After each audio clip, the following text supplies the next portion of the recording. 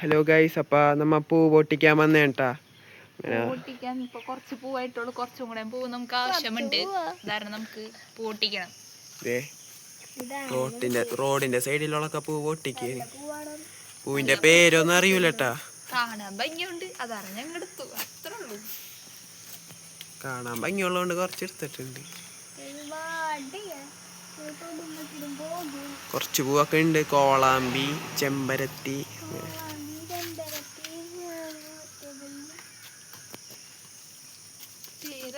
പൂക്കളാണ് കൂടുതൽ.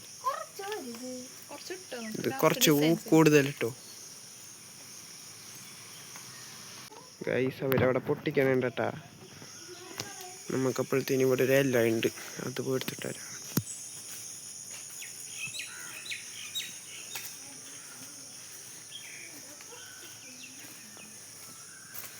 ഇത് നല്ല കളറുള്ള ഇലയാണ്, അപ്പം ഇത് പൊട്ടിക്കാം.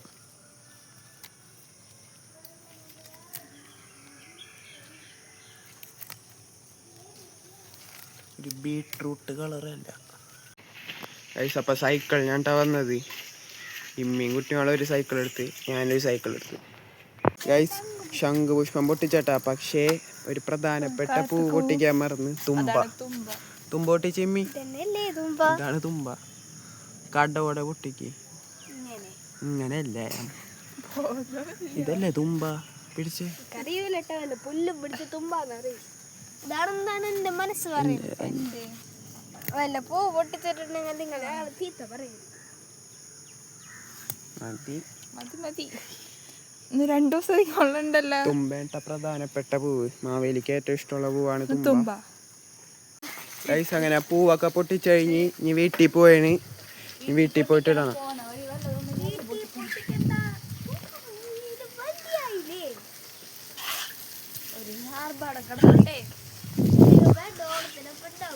ഇന്ന് തൃക്കേട്ടല്ലേ, നാളെ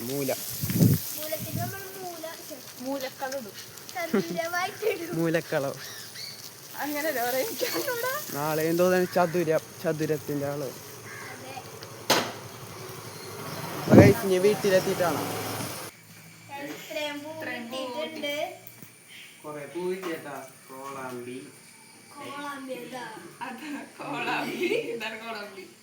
ശംഖുപുഷ്പം, തുമ്പമീനാട്ടാ. ചെമ്പരത്തി നല്ല ഭംഗിയുള്ളതുകൊണ്ടാണ്.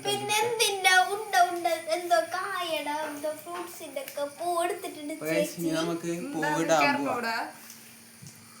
ഇവര് പൂവൊക്കെ ഒരല്ല അരിയാണ്.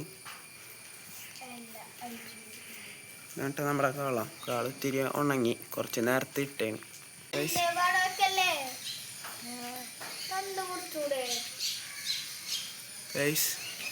ആദ്യം തന്നെ തുമ്പേട്ട വെച്ചത്.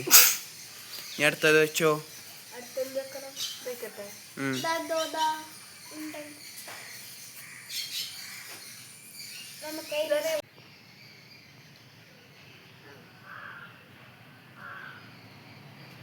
അടുത്തതൊക്കെ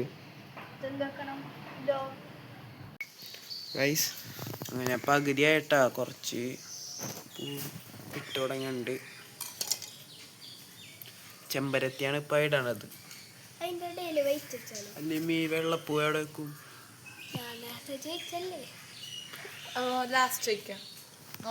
കൊറേ പൂവുണ്ട്, പക്ഷെ ഡിസൈൻ ആയിരിക്കില്ല. എന്റെ ഡിസൈനായിട്ടിത്. ആരും വിശ്വസിക്കരുത്, ഒന്നും ചെയ്തിട്ടില്ലാത്ത പോലെയാണ്. നമ്മുടെ മെയിൻ ഡിസൈനർ കുട്ടിമാളുമാണ്. അസിസ്റ്റന്റ് ഋഷിക.